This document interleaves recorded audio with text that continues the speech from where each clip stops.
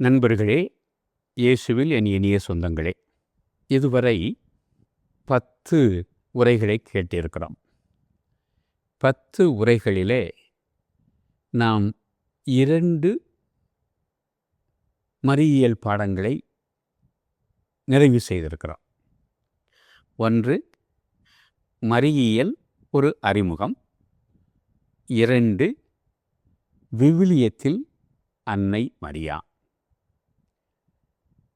3வது பெரும் பாடம், விசுவாச மரபில் அன்னை மரியா அல்லது திரு அவை போதனையில் அன்னை மரியா என்பதாகும். அன்னை மரியாவை நாம் பல அடைமொழிகளால் அழைக்கிறோம் என்பது நமக்கு தெரியும். நாம் தருகிற நம்முடைய மன்றாட்டில் எத்தனை அடைமொழிகள் நாம் கொடுக்கிறோம் என்பதை நாம் பார்க்கிறோம். இறைவனின் அன்னை, கன்னியரில் சிறந்த கன்னி, கிறிஸ்துவின் அன்னை, திருச்சபையின் அன்னை, இறையருளின் அன்னை, ஆச்சரியத்திற்குரிய அன்னை, வணக்கத்திற்குரிய கன்னி, வல்லமையுள்ள கன்னி, பரிவுள்ள கன்னி, பிரமாணிக்கம் உள்ள கன்னி, நீதியின் கண்ணாடி, ஞானத்திற்கு உறைவிடம், ஞானம் நிறைந்த பாத்திரம், மகிமை நிறைந்த பாத்திரம், பக்தி நிறைந்த பாத்திரம், தாவீது அரசரின் கோபுரம், தந்தமயமான கோபுரம், பொன்மயமான ஆலயம், உடன்படிக்கையின் பேழை, மறைசாட்சியரின் அரசி, திருத்தூதர்களின் அரசி, அமல உற்பவியான அரசி, இப்படி எண்ணற்ற அடைமொழிகளை கொடுத்து அன்னை மரியாளை நாம் புகழ்கிறோம். மிக்க மிக்க மகிழ்ச்சி. திருச்சபை இத்தனை அடைமொழிகளையும் மகிழ்ச்சியோடு ஏற்றுக்கொள்கிறது. அதே சமயம் இந்த அடைமொழிகள் தவிர்த்த சில அடைமொழிகளும் வரலாற்றிலே இங்கொன்றும் அங்கொன்றுமாக காணப்பட்டிருக்கிறது. ஆனால் அன்னை மரியா பற்றிய 4 மறையுண்மைகளை, மிஸ்ட்ரீஸ், கத்தோலிக்க திரு அவை விசுவாச கோட்பாடுகளாக, மேரியன் டாக்மாஸ், மரியன்னையை பற்றிய நம்பிக்கை கோட்பாடுகளாக வரையறுத்திருக்கிறார். அந்த 4ம் என்ன, எந்த ஆண்டு, யாரால் வரையறுக்கப்பட்டது என்பதனை நாம் முதலிலே பார்த்து விடுவோம். முதலிலே மரியா இறைவனின் அன்னை என்ற கோட்பாடு. இது கிபி 431ஆம் ஆண்டு எபேசு திருச்சங்கத்தால் வரையறுக்கப்பட்டது. 2வது, மரியா எப்பொழுதும் கன்னி அல்லது தமிழிலே முக்காலத்தும் கன்னி என்ற கோட்பாடானது 553வது வருஷம் 2வது கான்ஸ்டாந்தினோபிள் திருச்சங்கத்தால் வரையறுக்கப்பட்டது, அறிவிக்கப்பட்டது. 3வது, மரியா அமல உற்பவி, மேரி த இமாக்குலேட். இதனை திருத்தந்தை 9ஆம் பயஸ் 8/12/1854 வரையறுத்து திருச்சபைக்கு, உலகுக்கு அறிவித்தார். 4வதாக, விண்ணகம் எடுத்து செல்ல பெற்றவர் அன்னை மரியா என்ற கோட்பாட்டை 12ஆம் பயஸ் 1/11/1950ஆம் ஆண்டு அறிவித்தார். இந்த 4 மறையுண்மைகள், இதனை ஒவ்வொன்றை பற்றியும் ஒவ்வொரு கட்டுரையிலே அல்லது உரையிலே நாம் பார்ப்போம். அதற்கு முன்பாக இவையெல்லாம் எந்த காலம் தொடங்கி இந்த நம்பிக்கைகள் நம்பப்பட்டு வந்தன, அதனை திரு அவை அதிகாரப்பூர்வமான உண்மைகளாக ஏற்றுக்கொண்டுள்ளன என்று நாம் பார்க்க வேண்டும். ஒவ்வொரு இந்த 4 மறையுண்மைகளும் ஏறத்தாழ இறைவனின் அன்னை என்ற மறையுண்மை முதல் நூற்றாண்டுகளிலேயே பேசப்பட்டு அது 431 அறிவிக்கப்பட்டது. அன்னை மரியா எப்பொழுதும் கன்னி என்பதும் தொடக்க காலம் தொடங்கி திரு அவையிலே நம்பப்பட்டு விசுவாசிக்கப்பட்டு வந்த உண்மை. அதே போல அமல உற்பவி என்ற கருத்தும் நம்பிக்கையும் மத்திய காலத்திற்கு முன்பே தொடக்க கிறிஸ்தவ நூற்றாண்டுகளிலேயே காணப்பட்டது. இறுதியான அன்னை மரியாவுடைய விண்ணேற்பு 2ஆம் நூற்றாண்டிலேயே நம்பப்பட்டு வந்தது. இதனுடைய விவரங்களை ஒவ்வொரு தனிப்பட்ட கோட்பாடாக நாம் எடுத்து சிந்திக்கிற பொழுது நான் உங்களுக்கு சொல்கிறேன்.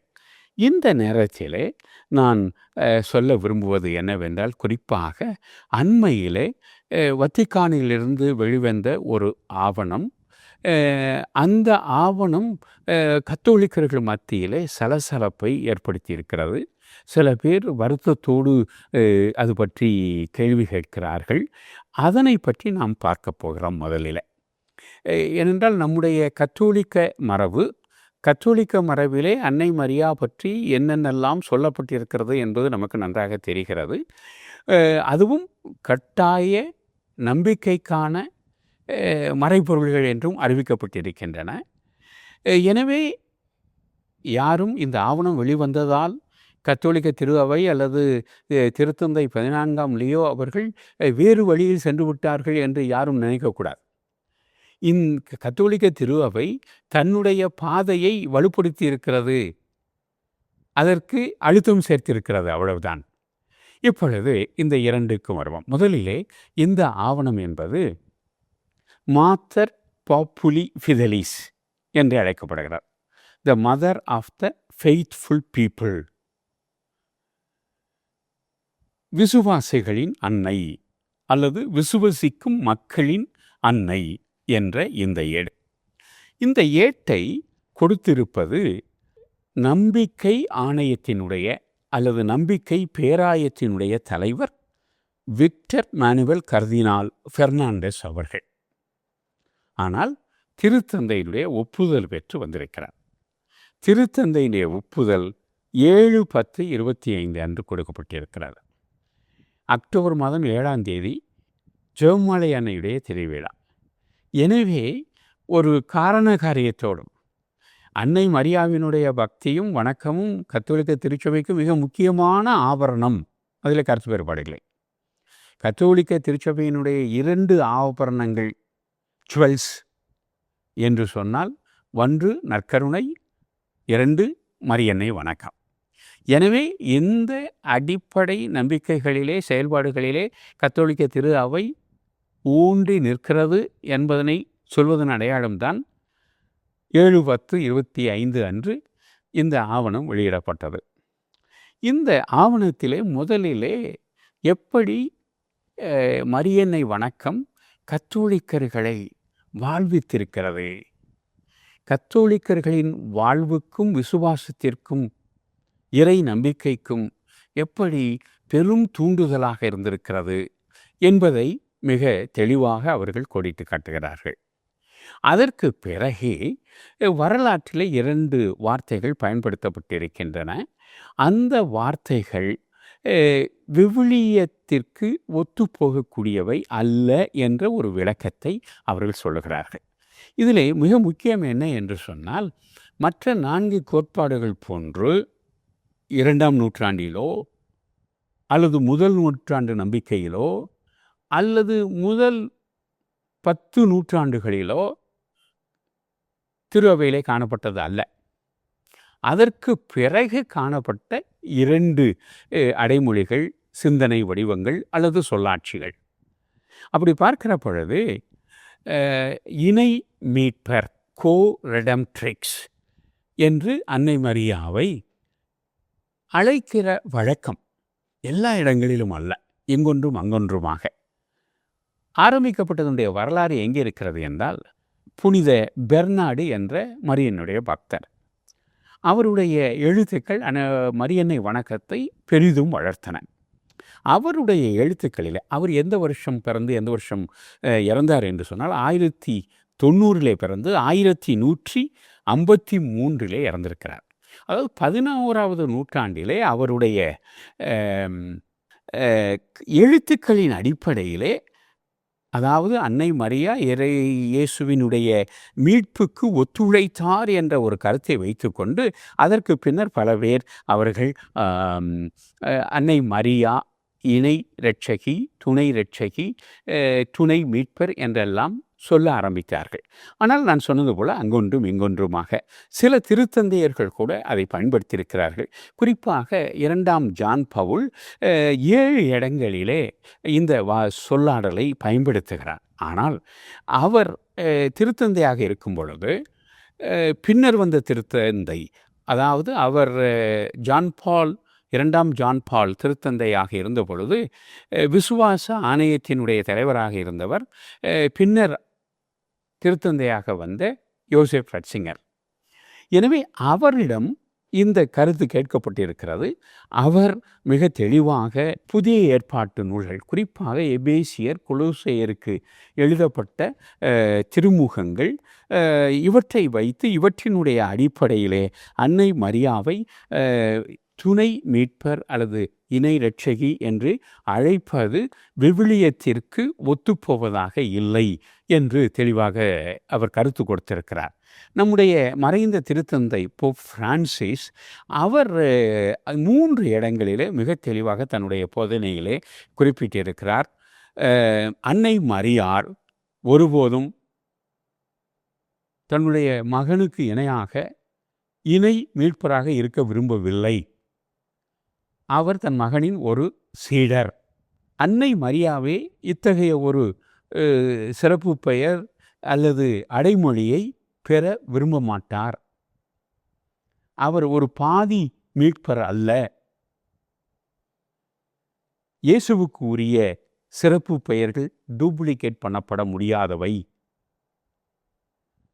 அன்னை மரியாவுடைய சிறப்பு எதில் அடங்கியிருக்கிறது என்று சொன்னால், அன்னை மரியா இயேசுவின் சிறப்பு சீடத்தி, முதல் சீடத்தி, சிறந்த சீடத்தி. எனவே திருச்சபையோ அல்லது அன்னை மரியாவோ இயேசுவினுடைய முழுமையான மீட்பு செயல்பாட்டை இடப்பெயர்ச்சி செய்ய முடியாது என்று அவர் சொல்லியிருக்கிறார். எனவே இதன் அடிப்படையிலும் விவிலியத்திலே மிக குறிப்பாக திருத்தூதர் பணி 4:12 அவர் புனித பேதுரு அவருடைய பேருரையிலே மிக அழகாக சொல்கிறார், நாம் மீட்பு பெறுமாறு வானத்தின் கீழ் இயேசு என்ற நாமத்தை தவிர வேறு எந்த பெயரும் கொடுக்கப்படவில்லை என்று சொல்லியிருக்கிறார்.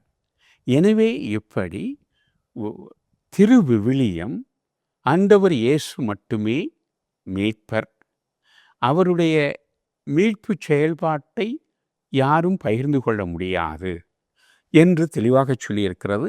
அவரே மீட்பர், அவர்தான் நம்முடைய ஒரே மீட்பர், முழுமையாக நம்மை மீட்டவர். எனவே அந்த அடிப்படையில் நமது மீட்புக்கு காரணம் இயேசு ஆண்டவர் ஒருவர் மட்டுமே என்பதனை சொல்கிறது. அதற்கு அடுத்து நாம் பார்க்கிற எபேசியருக்கு எழுதிய திருமடலிலே முதல் அதிகாரத்திலே வருகிற அந்த கிறிஸ்தியல் பாடலிலும் மிக அழகாக இயேசுவின் வழியாகத்தான் நமக்கு அனைத்து அருளும் பொழியப்பட்டிருக்கிறது. எபேசியர் 1:3.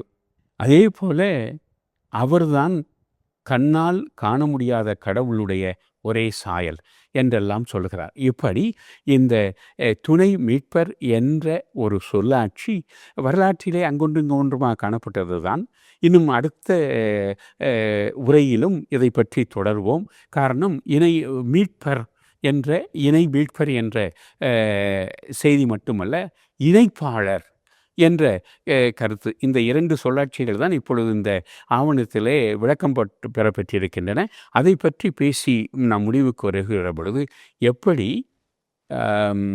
இந்த விளக்கம் திருத்தந்தைக்குரியது என்று சில பேர் சொன்னாலும் இது திருத்தந்தை ஒப்புதல் பெற்றது தான். ஆனால் வரலாற்றிலே தோய்ந்ததாக கத்தோலிக்க திருச்சபை தொடர்ந்து கடைபிடித்து வந்த ஒரு பகுதியாக இருக்கிறது என்பதனை நாம் அடுத்த உரையிலே பார்ப்போம்.